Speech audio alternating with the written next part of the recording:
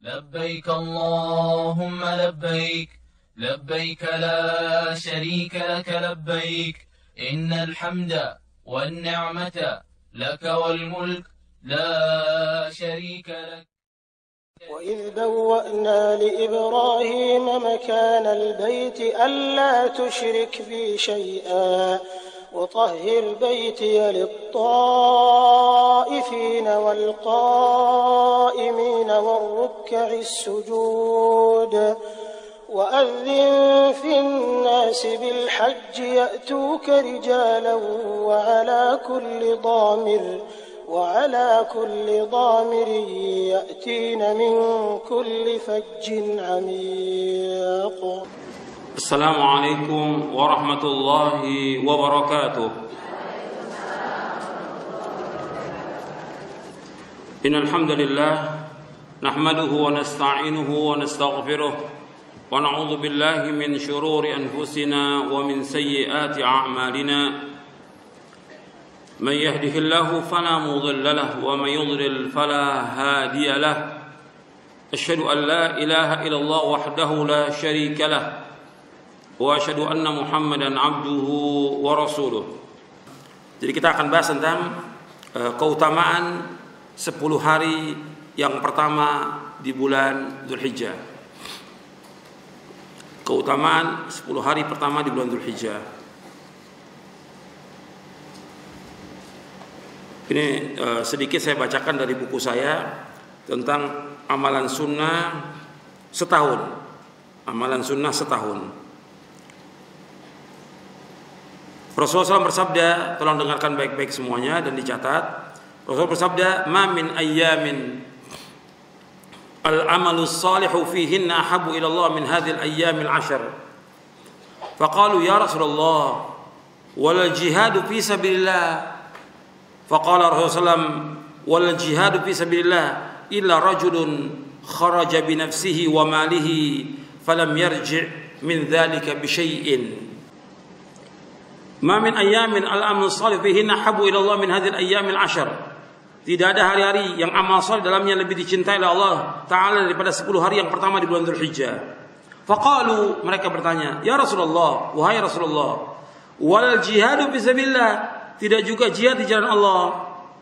Faqala Rasulullah SAW menjawab, wal jihadu fi sabilillah, tidak juga jihad fi sabilillah. Illa rajulun, kecuali seorang kharaja bi nafsihi wa mali, yang dia keluar untuk berangkat jihad dengan dirinya dan hartanya, falam yarji' min dzalika bi syai'in, dan dia tidak kembali dengan sesuatu apapun juga, artinya dia mati syahid.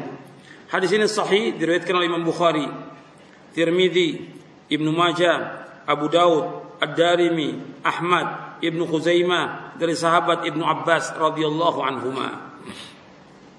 Nabi menyebutkan SAW di sini, tidak ada hari sepanjang tahun, tidak ada hari yang paling baik dan paling dicintai oleh Allah melainkan hari-hari ini, yaitu hari-hari dari mulai tanggal 1 Dzulhijjah sampai tanggal 10 Dzulhijjah.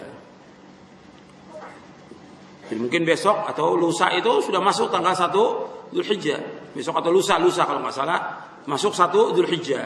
Itu hari yang paling baik sudah.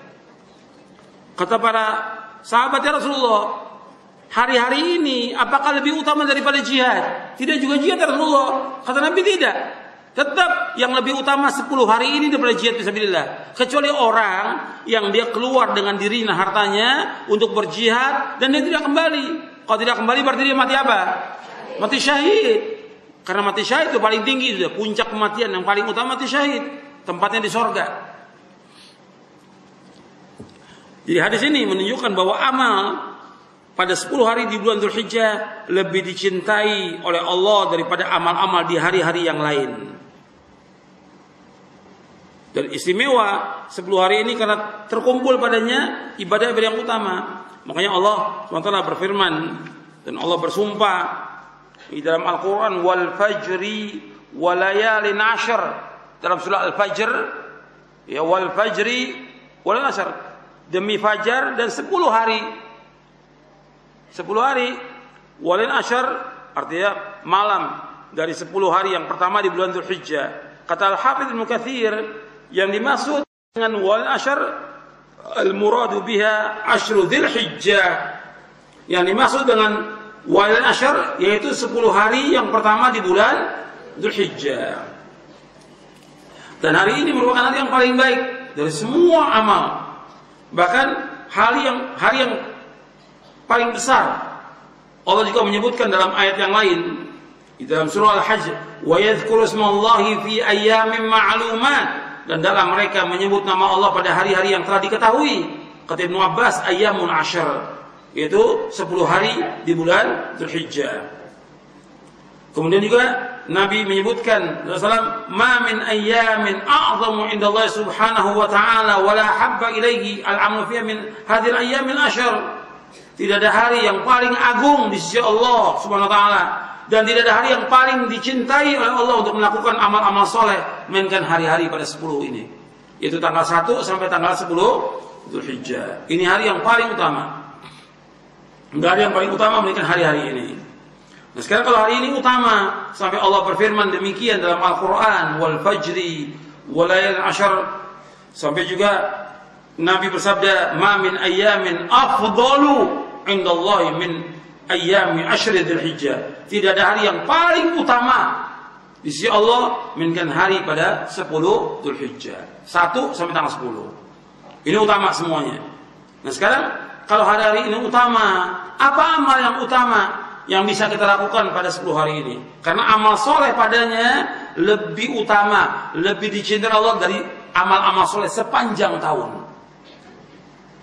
Yang pertama, amal soleh yang paling utama itu haji. Amal soleh yang pertama adalah haji.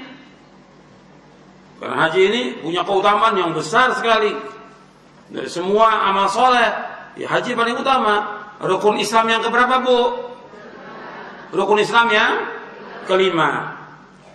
Haji ini diwajibkan oleh Allah Taala bagi orang yang mampu. Allah berfirman di dalam surah Ali Imran di ayat 97, walillahi 'alan nasi hajjul baiti man istata'a ilaihi sabila wa man kafara fa innallaha ghaniyyun 'anil 'alamin. Dan wajib atas manusia mengerjakan haji karena Allah bagi siapa yang mampu menuju ke sana. Barang siapa yang kufur, maka Allah tidak butuh kepada sekalian alam. Jadi wajib untuk menunaikan ibadah wajib. Waktu ayat ini turun, ada sahabat bertanya, ya Rasulullah, apakah haji itu wajib setiap tahun? Aku la'am ya Rasulullah. Diam Rasulullah. Marah Rasulullah dengan pertanyaan ini. Sampai Nabi mengatakan, lau qultu na'am la wajabat wa la mastata'tum. Kalau aku mengatakan iya, maka jadi wajib setiap tahun dan kamu tidak akan sanggup melakukannya. Maka Nabi bersabda, al-hajju marrah faman zala fahuwa tatawwu'. Haji itu sekali seumur hidup. Selebihnya adalah sunnah. Haji ini punya keutamaan yang luar biasa. Apalagi dia kalau hajinya betul-betul ikhlas karena Allah, dia ittiba kepada Nabi, yang diistilahkan dengan haji mabrur. Balasannya apa? Surga. Bahkan semua dosanya diampuni oleh Allah. Kata Nabi SAW, man hajja lillahi falam yarfuth walam yafsuq raja'a min dhunubihi kayawmi waladatu ummu. Barang siapa yang haji karena Allah, tidak berkata rafas, tidak berkata jorok, tidak berkata yang membawa kepada persetubuhan, tidak berbuat pelanggaran, tidak berbuat fasik, maka dia pulang dari hajinya itu dan dalam keadaan diampuni semua dosanya seperti dia lahir dari perut ibunya. Ini hadis sahih. Dan Nabi juga bersabda, al-hajjul mabrur laisa jazaa'un illa jannah. Haji yang mabrur tidak ada balasan kecuali surga.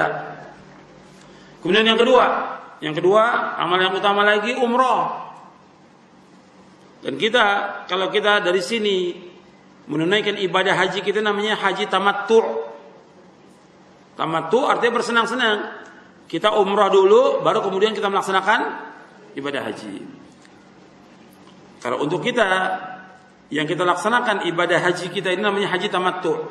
Haji itu ada haji qiran, haji ifrad, ada haji tamattu'. Yang Nabi anjurkan kepada semua sahabat dan kepada kita semuanya melaksanakan haji tamattu'. Haji tamattu' ini artinya setelah umroh kemudian tahallul, kemudian setelah itu tanggal 8 Dzulhijjah kembali lagi pakai ihram untuk haji. Maka dikatakan tamattu karena dia bisa bersenang-senang setelah selesai menunaikan ibadah umrah. Dan umrah yang dilakukan oleh kaum muslimin menghapuskan dosa. Kata Nabi, al-umratu ilal umrati kaffaratun lima bainahuma wal hajjul mabrur laisa lahu jazaa'un illa jannah.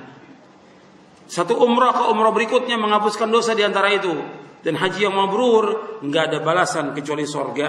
Hadis sahih riwayat Bukhari dan Muslim. Makanya kita berusaha bagaimana menunaikan ibadah haji. Kalau yang belum menunaikan ibadah haji, ya terus berdoa. Doa kepada Allah siang dan malam supaya dimudahkan untuk bisa menunaikan ibadah haji. Jangan sekali-kali mengatakan, tolong dengarkan baik-baik, semuanya dengarkan baik-baik, bahwa kita nggak boleh mengatakan Allah SWT nggak mungkin berangkatkan saya, nggak boleh. Saya miskin, nggak punya apa-apa, buat makanan susah, apalagi buat haji, nggak boleh mengatakan demikian. Allah Maha berkuasa atas segala sesuatu, dan Allah memberikan nikmat kepada hamba-hambanya. Allah memberikan rahmat kepada hamba-hambanya. Kita berdoa aja kepada Allah Taala, ya Allah mudahkan saya untuk bisa menunaikan ibadah haji. Betapa banyak dulu orang-orang yang fakir dan miskin berdoa kurang lebih 20 atau 30 tahun yang lalu, sekarang bisa berangkat haji. Ada yang seperti itu. Ada yang 10 tahun dia berdoa terus, kemudian Allah kabulkan doanya.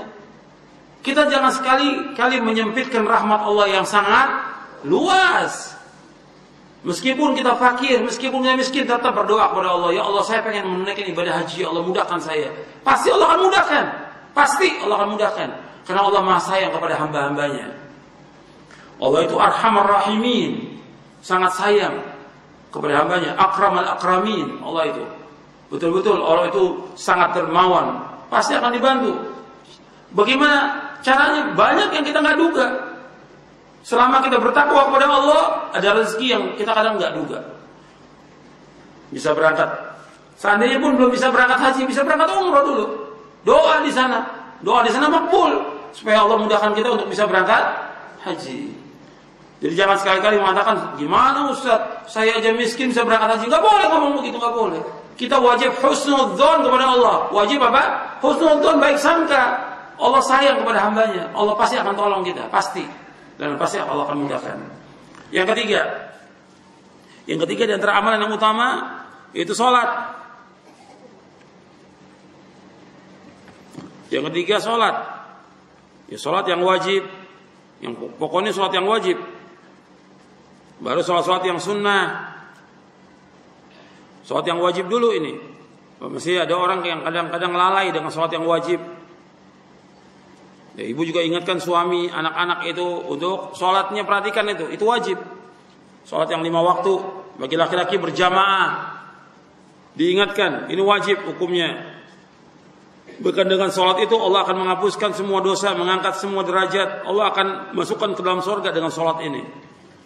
Karena sholat yang paling penting, yang merupakan tiang agama, yang pertama kali ditanya oleh Allah di hari kiamat apa? Sholat. Yang pertama kali dihisab masalah sholat. Tapi kalau sholatnya jelek, ya semua amalnya jelek. Tapi kalau sholatnya baik, baik semua amalnya. Sholat ini tegakkan tiang agama, jangan lupa sholat ini. Jangan lalai sholat ini.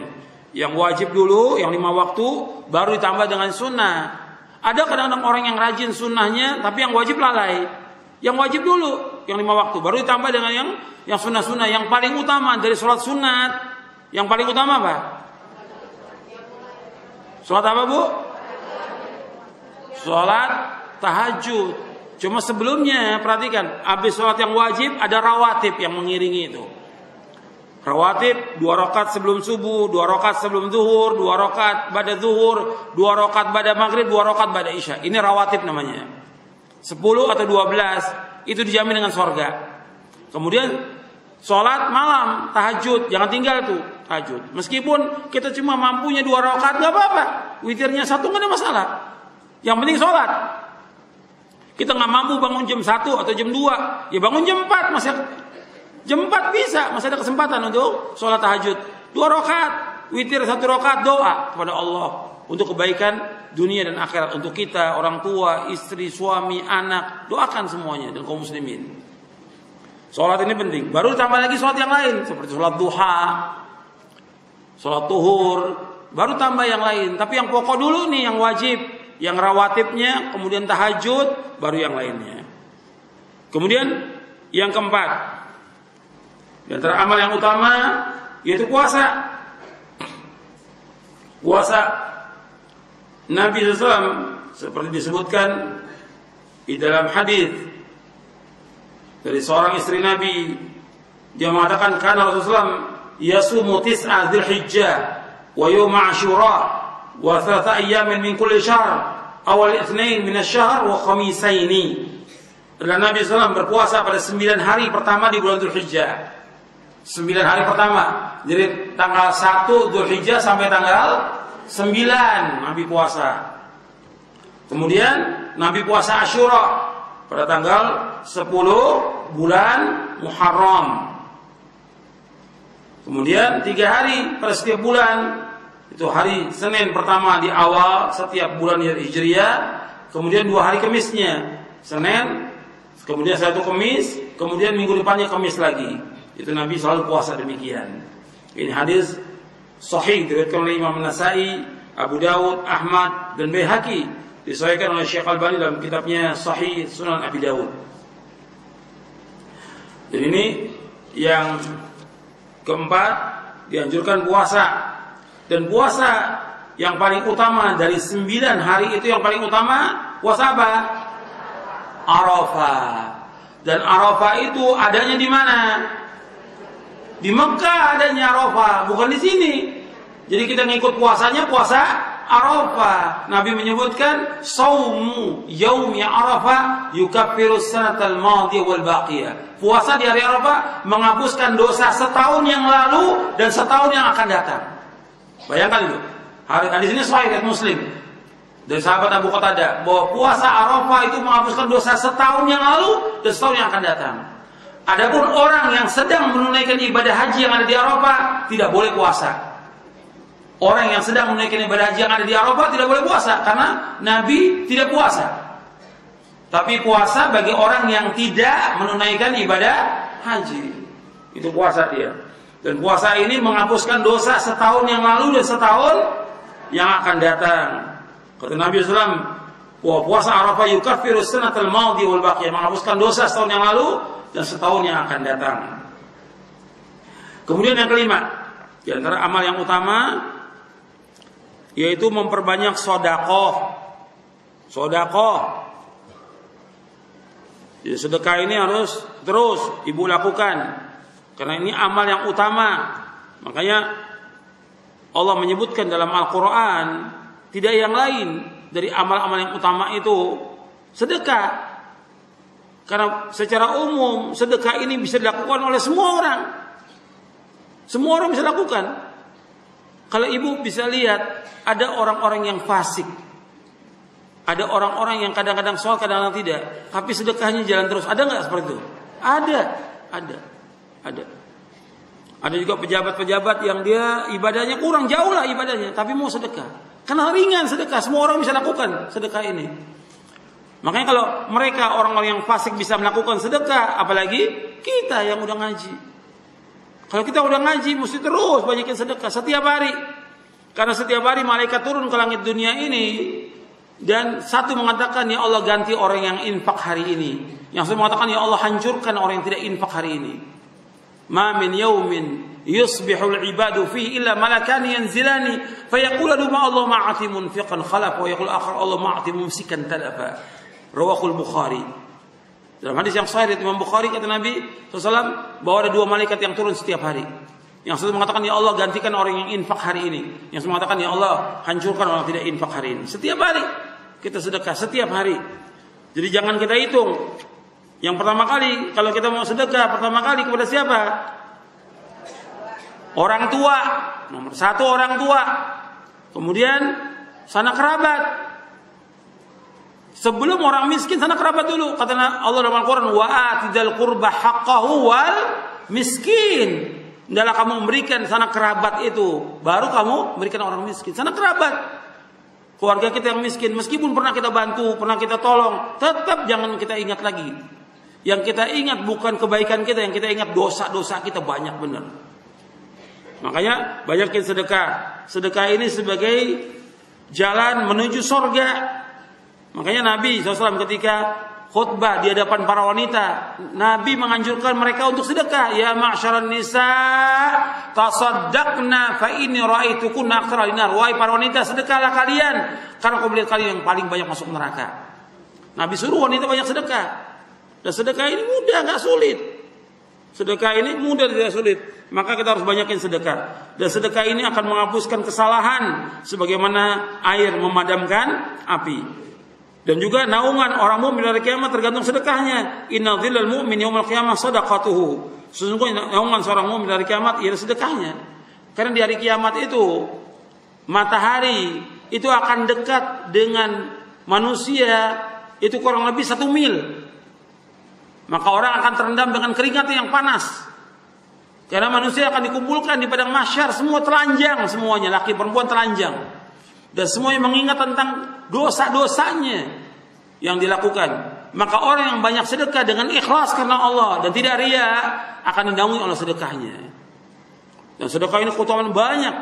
Sampai Nabi menyuruh kita untuk menjaga diri kita dari api neraka dengan sebutir kurma. Ittaqin nar walau bisyaqqi tamra. Jaga diri kamu dari api neraka meskipun dengan sebutir kurma.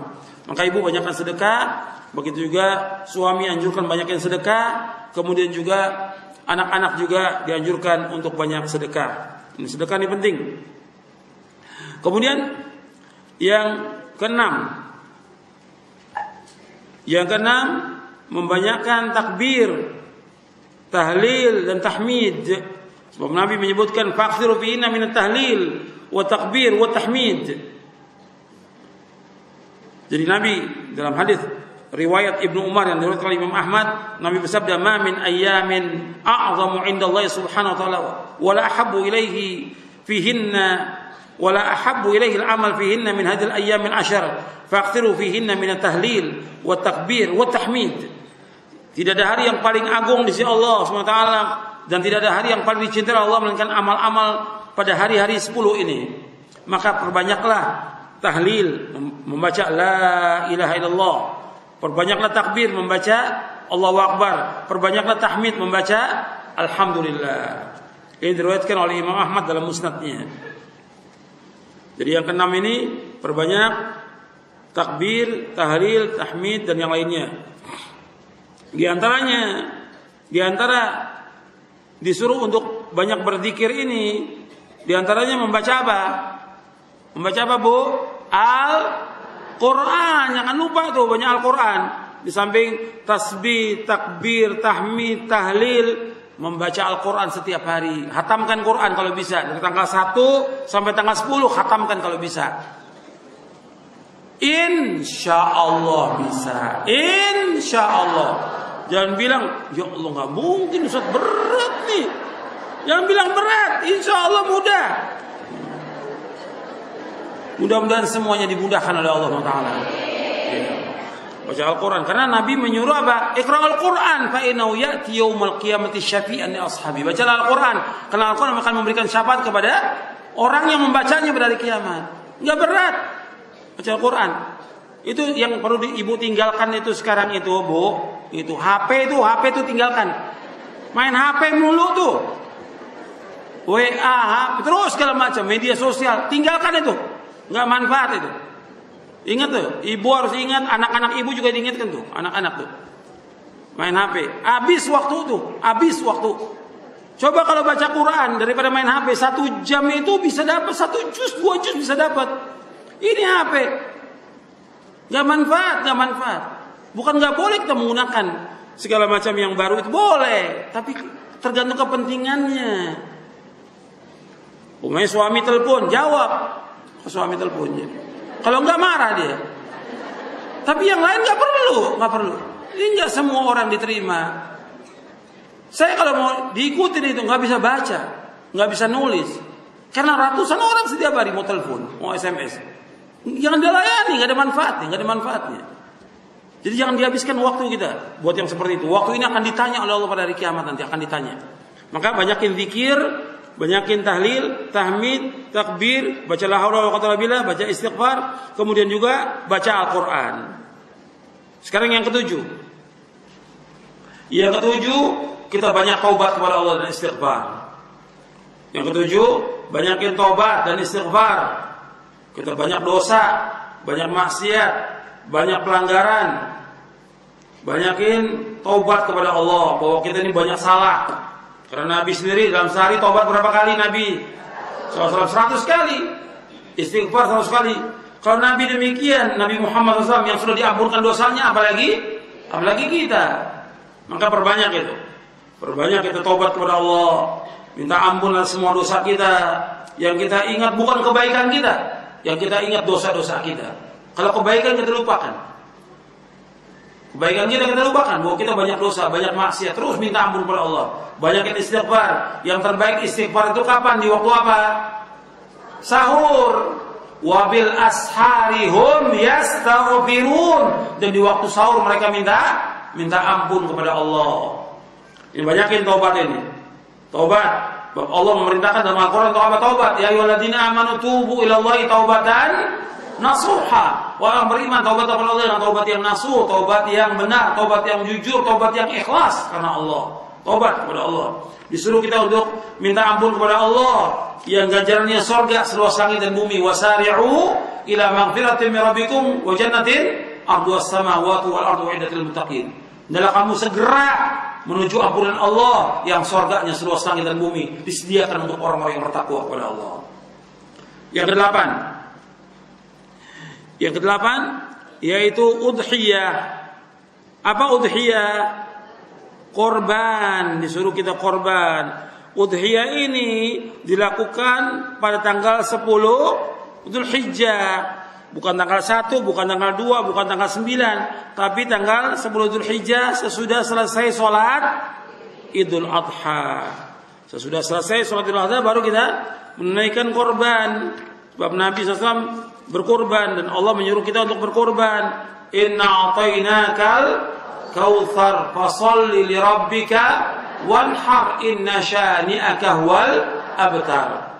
Sesungguhnya kami telah memberikan kepada kamu Muhammad al-Kautsar, yaitu telaga yang ada di sorga. Fasholli lirabbika wanhar, hendaklah kamu salat karena Allah dan berkorbanlah karena Allah. Inna syani'aka huwal abtar. Sesungguhnya orang yang membencimu itu adalah orang yang terputus barokahnya. Jadi kita disuruh untuk berkorban. Disuruh untuk berkorban. Allah perintahkan kita untuk berkorban. Jadi kita harus menyembelih hewan korban. Menyembelih hewan korban ini hukumnya sunnah dan dia wajib bagi yang mampu. Sebagian ulama mengatakan tetap sunnah, tapi sebagian ulama mengatakan adalah bagi yang mampu dia harus berkorban. Dan ketika Idul Adha ini, karena di sini fasholli lirabbika wanhar, kamu sholat dan berkorbanlah. Sebagian ulama berpendapat wajib bagi yang mampu, karena Nabi memberikan ancaman bagi orang yang mampu untuk berkorban, tapi dia tidak berkorban, maka tidak boleh mendekat kepada musholanya Nabi, tempat sholat Nabi. Jadi mangkana satun falam yudhi fala yaqrabanna mushollana. Barang siapa yang punya kelapangan, punya kemampuan untuk berkorban, dia nggak mau berkorban, jangan dekati tempat sholat Idul Adha kami. Dan pada hari Nahar itu hari yang paling agung di sisi Allah, itu hari korban itu, dan disuruh kita untuk berkorban. 1 ekor kambing untuk 1 keluarga. 1 ekor kambing untuk 1 keluarga. Makanya perhatikan, 1 ekor kambing itu cukup 1 keluarga. Kalau kita mampu 2, nggak apa-apa, boleh. Kita mampu 3 juga boleh. Karena Nabi juga pernah menyembelih 63 ekor Nabi. Menyembelih 63 ekor. Nabi menyembelih awal, kemudian dilanjutkan oleh Ali, kemudian Nabi ilmu Ali menyerahkan kepada tukang potongnya. Dan tukang potongnya nggak dikasih apa-apa, nggak dikasih dari upamanya kulit, kepala, kaki nggak dikasih, tapi kami nu'ti min indina, kami berikan dari uang kami. Artinya dikasih upah, tinggal dihitung aja kulit, kepala, kaki berapa duit. Namanya 100, 1 200, 1 300 kita kasih. 1 ekor kambing ini 300.000. Jadi nggak boleh kita berikan dari hewan korban. Apalagi kalau dijual, kulitnya nggak boleh dijual. Kulit hewan korban nggak boleh dijual. Kalau kita kasih orang fakir miskin kemudian dia jual nggak apa-apa. Tapi kalau kita sebagai panitia menjual, maka orang yang berkorban tidak mendapatkan pahala korbannya. Tidak dapat. Bahwa Nabi bersabda SAW, dengarkan nih, Nabi bersabda SAW, man ba'a jilda udhiyati fala udhiyat lahu. Barang siapa yang menjual kulit korbannya, nggak ada korban bagi dia, nggak ada pahala korbannya.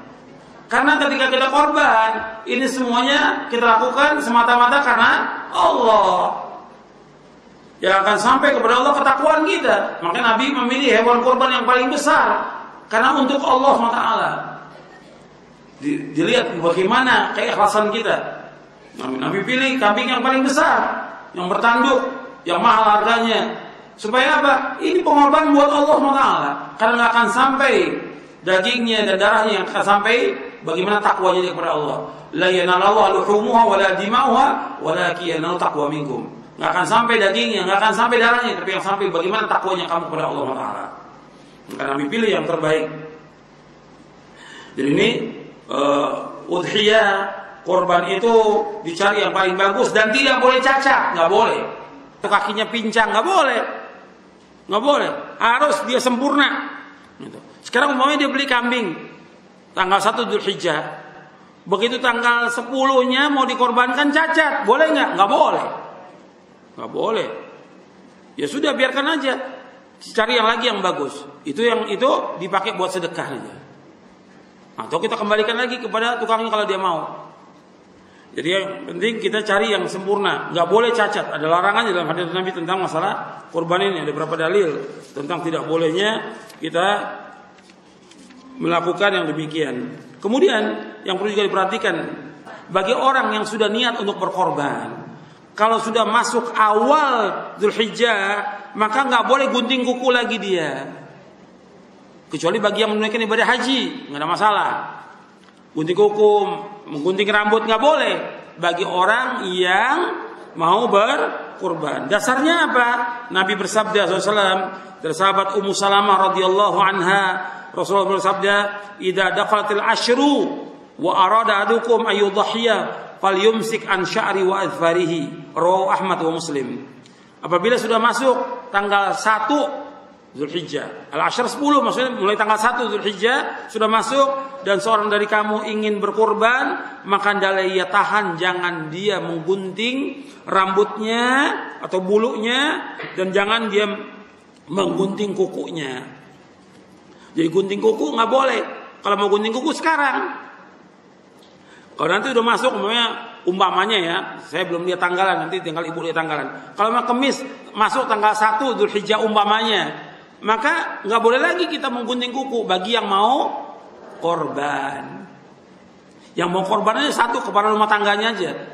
Kalau kita korban 1 ekor buat semua keluarga, ya kepala rumah tangganya 1 orang. Yang dia tidak menggunting kukunya dan rambutnya. Dalam riwayat yang lain Nabi bersabda, "Fala yamassu min sya'ri wala basharihi syai'an hatta yudhhiya." Dan janganlah dia menggunting rambutnya dan juga mencabut bulunya sedikit pun sampai dia berkurban. Artinya sampai hewan kurban dipotong itu baru boleh dia menggunting kuku lagi. Berarti kalau tanggal 1 masuk dia enggak menggunting kuku, tidak merapikan kumisnya, tidak mencabut bulu ketiaknya, tidak mencukur bulu kemaluannya atau yang lainnya, itu nanti dilakukan setelah dipotong hewan kurbannya. Jadi ini anjuran dari Nabi. Sekarang kalau ada terjadi, umumnya terjadi begini. Dia memang udah niat korban, kemudian di tanggal 5 Dzulhijjah dia gunting kukunya atau dia gunting rambutnya. Bagaimana? Apakah sah korbannya? Sah korbannya. Cuma dia wajib minta ampun kepada Allah. Karena Nabi melarang, dia langgar. Tetap korbannya sah. Cuma ini larangan dari Nabi, jangan sampai kita langgar. Karena ini aturan dari Rasulullah SAW. Karena yang bersabda Rasulullah Sallallahu Alaihi wa ala alihi Wasallam. Kemudian yang selanjutnya, yang ke-9. Yang ke-9 seperti yang disebutkan dalam hadis yang tadi. Artinya kita memperbanyak amal-amal soleh. Tidak semuanya saya sebutkan di sini. Kan saya sebutkan tadi tentang puasa, tentang sholat, tentang baca Quran, tentang zikir, tentang tobat, tentang sedekah. Tapi amal soleh ini luas sekali. Enggak terbatas pada apa yang tadi saya sebutkan. Seperti berbuat baik pada orang tua, amal soleh tidak? Amal soleh. Menjenguk orang sakit, amal soleh. Membantu tetangga yang susah, amal soleh. Termasuk juga membantu masjid yang sedang dibangun, amal soleh. Amal soleh ini luas. Jadi amal soleh, makanya saya masukkan lagi yang ke-9 ini sesuai dengan hadisnya, memperbanyak amal soleh. Memperbanyak amal soleh yang memang sudah kita ketahui bahwa itu amal-amal itu disyariatkan oleh Allah atau oleh Rasulnya SAW. Kita perbanyak amal soleh, tapi jangan sekali-kali melakukan perbuatan bid'ah. Yang udah jelas bid'ah jangan kita lakukan. Jangan lakukan bid'ah. Bid'ah dibenci oleh Allah, dibenci oleh Rasulullah SAW. Yang terakhir, yaitu yang ke-10, yaitu melaksanakan sholat Idul Adha. Disunahkan kita kalau berangkat Idul Adha itu tidak makan dulu. Kalau Idul Fitri dianjurkan kita makan, tapi kalau Idul Adha enggak. Kalau Idul Adha kita dianjurkan berangkat dulu. Ya bukan puasa, istilah kita kan puasa. Kalau puasa dari pagi sampai sore. Pokoknya kita tidak makan dulu dari mulai terbit fajar itu sampai selesai sholat Idul Adha, kemudian pulang baru makan hewan kurban. Nabi selalu begitu. Kalau Idul Adha Nabi berangkat dengan pakaian yang bagus, kemudian mandi lebih dahulu, kemudian berangkat sambil bertakbir menuju ke lapangan, kemudian Nabi sholat, kemudian Nabi khutbah, selesai sholat langsung Nabi potong hewan kurbannya dan Nabi bakar sedikit itu untuk dimakan. Jadi pertama kali Nabi makan itu hewan kurbannya. Jadi kita yang berkorban boleh kita makan. Kita berkorban, kita ambil umpamanya satu paha. Ya jangan banyak-banyak. Ada juga yang korban ngambil setengah ekor. Kebanyakan setengah ekor. Ya satu paha lah. Ambil paha belakang, ambil satu buat sekeluarga. Sudah sisanya disedekahkan buat kaum muslimin. Terutama yang dipentingkan tetangga-tetangga dulu itu yang dekat dengan kita diberikan. Kemudian baru yang lainnya. Dan ini syiar daripada agama Islam. Ini termasuk syiar. Menyembelih hewan kurban termasuk syiar. Melaksanakan sholat Idul Adha termasuk syiar. Makanya disunahkan perempuan juga keluar untuk melaksanakan sholat Idul Adha. Disuruh keluar oleh Nabi. Sampai perempuan-perempuan yang haid pun disuruh keluar untuk menyaksikan syiar dari agama Islam. Hatta perempuan yang haid disuruh untuk keluar untuk menyaksikan syiar dari agama Islam ini. Makanya kita disuruh untuk melaksanakan ini semuanya sebagai syiar-syiar agama Allah. Nanti ibu bisa lihat hewan kurban itu kita berikan kepada orang-orang fakir yang tidak minta dan kepada orang fakir yang minta. Dua-duanya dikasih. Lihat di surah Al-Hajj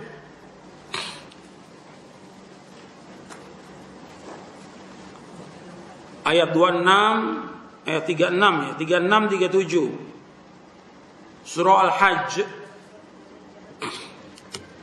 ayat 36 dan 37. Allah berfirman, "Wal budna ja'alnaha lakum min sya'airillahi lakum fiha khair. Fadhkuru ismallahi 'alaiha shawab. Fa idza wajabat junubuha fakulu minha wa at'imul qani'a wal mu'tar. Kadzalika sakharnaha lakum la'allakum tashkurun." لا ينال الله لحومها ولا دماؤها ولكن يناله تقوى منكم كذلك سخرها لكم لتكبروا الله على ما هداكم وبشر المحسنين. Dan binatang kurban itu kami jadikan bagi kalian sebagai syiar-syiar agama Allah yang padanya ada kebaikan. Maka sebutlah nama Allah padanya. Shawaf dalam keadaan onta itu diikat. Onta itu ketika dia disembelih dalam kondisi kakinya diikat. Fa idza wajabat junubuha, apabila dia sudah jatuh, disembelih, jatuh, fakulu minha, maka makanlah daripadanya. Wa at'imul qani'a wal mu'tar, berikanlah kepada orang yang tidak minta-minta dan kepada orang yang minta-minta. Dua-duanya dikasih. Kadzalika sakharna lakum, demikianlah kami mudahkan bagi kalian, la'allakum tashkurun, agar kalian bersyukur kepada Allah. Artinya dengan kita menyembelih korban ini kita wajib bersyukur kepada Allah.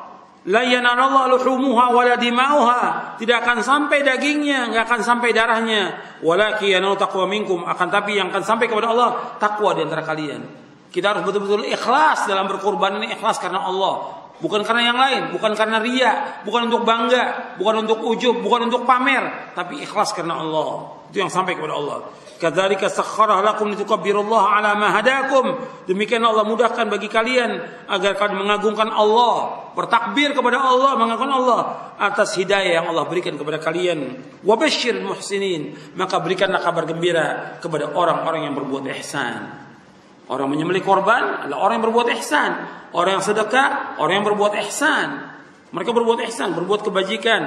Maka orang yang berbuat kebajikan akan dibalas oleh Allah dengan kebajikan. Adapun orang berbuat kejelekan akan dibalas dengan kejelekan. Ini sunnatullah demikian. Maka tinggal kita amalkan. Kalau umpamanya ada orang yang baru punya uangnya pada tanggal 10 atau tanggal 11 Dzulhijjah, boleh. Karena tanggal 11, 12, 13 Dzulhijjah ayam tasyrik. Ini hari makan, hari minum, dan hari juga menyembelih dan berzikir kepada Allah. Jadi tanggal 11 boleh kita korban. Tanggal 12 boleh. 11 Dzulhijjah, 12 Dzulhijjah, yang terakhir tanggal 13 Dzulhijjah. Jadi asar itu, atau pada asar sebelum terbenam itu yang terakhir. Kalau seandainya baru ada orang yang mendapatkan uang saat itu. Ya itu saja yang perlu saya sampaikan. Ini amal-amal kita berusaha untuk berlomba-lomba dan melakukan amal soleh. Karena Nabi menyuruh kita untuk berlomba-lomba melakukan amal soleh. Dan mudah-mudahan amal kita diterima oleh Allah SWT. Wassalamualaikum Nabi Muhammad SAW. Subhanakallah wa bihamdik. Asyhadu an la ilaha illa anta astaghfiruka wa atubu ilaik. Assalamualaikum warahmatullahi wabarakatuh.